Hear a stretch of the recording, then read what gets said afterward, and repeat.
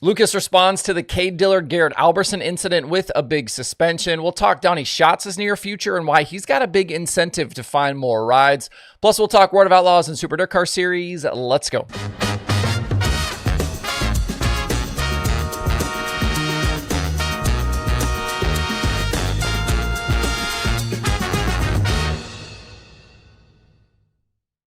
It's Tuesday, August 19th. I'm Justin Fiedler. This is DIRTRACKR Daily presented by Kubota Genuine Parts. New for 2025, DIRTRACKR is now on Patreon. You can find the show at patreon.com/DIRTRACKR. It's free to sign up there and just another way to keep up with everything dirt racing. If you sign up for the top tier premium membership there, you can get the daily show ad free. That means no platform ads and no ad content from me, just all the dirt racing stuff. Members also get access to their own chat, extra content, and other perks. If you want to join, hit up patreon.com/DIRTRACKR. You can also support the show on YouTube with a channel membership that gets you some added perks for just a few bucks a month. Click the join button at youtube.com/DIRTRACKR for more information on how to sign up. We'll get rolling today with the breaking news of the morning, and that was the Lucas Oil Late Model Dirt Series announcing penalties following that Cade Dillard Garrett Alberson incident at the Topless 100 at Batesville Speedway.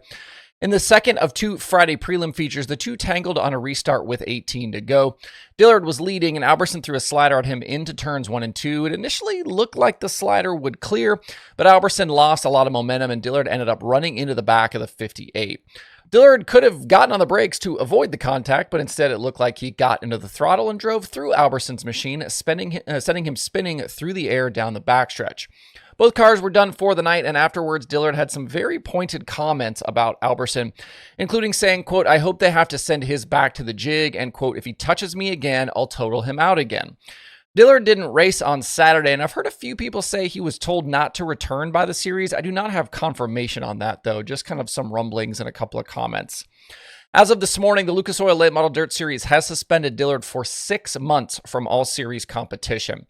A release from the series says, quote, "In an interview with Flow Racing, Dillard admitted to intentionally causing the chaos and expressed his intentions to do it again if the opportunity arose. After review, Dillard's on-track and off-track actions were deemed aggressive, violating the conduct policy in Section 1.4 of the Lucas Oil Late Model Dirt Series presented by Flow Racing Rulebook. The 6-month suspension levied will bar Dillard from any remaining Lucas events in 2025 and will expire right before Lucas Speed Weeks begin later in February in 2026. Remember, the Speed Week schedule for Lucas shifts back next year to after the Daytona 500. This is the third lengthy suspension we've seen handed to a dirt late model racer this year, with Dillard joining Taylor Farling and Bob Gardner in that category. Farling, if you might remember, suspended after that Port Royal Limited late model incident, and Gardner banned after his retaliation against Darren Klein in a Mars event. Given the nature of the incident and Dillard's comments after, this seems like a reasonable response from the series. I'm not sure why we've seen so many of these types of paybacks this year all of a sudden, but these series and tracks moving swiftly to levy big penalties to try and stave off additional incidents. Dillard will likely to continue racing modifieds for the rest of the year. We'll see if any other late model series join Lucas in upholding this penalty. I did reach out to the World of Outlaws to see what their stance on it is, but I have yet to hear what their decision will be. As we continue to follow this Donny Schatz story and his release last week from Tony Stewart Racing after something like 18 years together, there was another update last night on his near future anyway. Schatz was initially set to run the 7 races after his release for Big Game Motorsports and owner Todd Quiring as a teammate to World of Outlaws championship leader David Gravel. Things went sideways, though, on Friday at Ogilvie when Schatz crashed right at the start of the feature. Team owner Dave Lundstrom was lending his truck and trailer to the team for the second Big Game entry, so when that crashed car couldn't be repaired for Saturday at Jackson, Lundstrom just went ahead and rolled his car out for Schatz. A solid qualifying effort, a dash appearance, and a top 10 finish for Schatz was a solid bounce back. With only a few days, though, between races, there was uncertainty about what Schatz would do for tonight at Mississippi Thunder and beyond, and Flow Racing's Kyle McFadden was all over the story. He reported last night that Schatz will now race through the end of August in the Lundstrom ride with support from Big Game and Quiring. Brad Alexander and Stephen Hamrally will continue to crew for Schatz, and he revealed he's been using a Tim Kading seat in that car because he hasn't yet gotten his seats back from TSR. Looking ahead, there are still 21 Outlaw race nights left this season after Schatz' final scheduled race with Lundstrom at Huset's, so he's going to be working to try and find more deals to finish the season.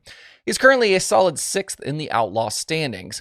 There is significant incentive for Schatz to try and maintain that position through World Finals, because between the exclusivity bonus and year-end point fund with the World of Outlaws, he'd be looking at nearly $55,000 in payouts.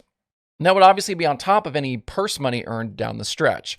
So understand, this isn't just about continuing a streak or Schatz trying to stay in the game for the rest of the year. There is a lot of money available to him if he can get to Charlotte in November still in good standing. As McFadden pointed out in his story, after Huset's is the big Outlaw West Coast trip, and that might be the most difficult stretch for Schatz to find a ride. I'm sure over the next about 2 weeks, he'll be burning up the phones trying to put something together, though we'll certainly keep you posted as we know more here.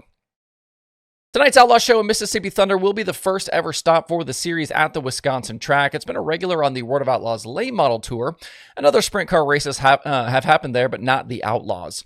At the moment, David Gravel leads Buddy Kofoid by 168 points in the Outlaw standings, and that means Kofoid needs to gain, on average, about 7 points per night all the way through World Finals to pass Gravel for the championship. That would be about 3.5 positions per race. It's not over at this point and not completely insurmountable, but it is going to be extremely difficult for that to happen. Outside of the Knoxville prelim night debacle, Gravel hasn't finished outside the top 6 in an Outlaw race since June 6th. I'm not saying they're going to do this, but Gravel now can afford to be just a touch more conservative down the stretch. He probably won't take as many risks. You might not see him pushing for as many wins. You continue to top 5 him, top 10 him to death, and he's going to win this championship. Coming into tonight, Carson Macedo has won 3 of the last 4 Outlaw races that weren't the Knoxville Nationals.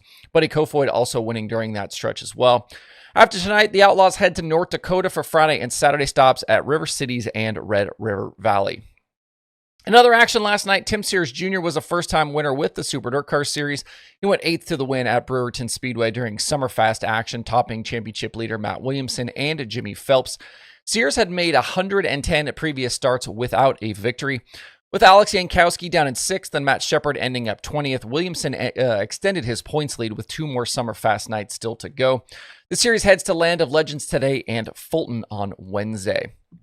That is the show for today. If you want to see your streaming options for this Tuesday, don't forget you can stop by DIRTRACKR.com/watch tonight. There are 2 other items listed there besides the World of Outlaws and Super DIRTcar series shows I mentioned earlier. That page has what's racing, at what track, what service it's on, start times where available, and links to watch. Hope you guys have a great Tuesday out there. We'll see you right back here tomorrow.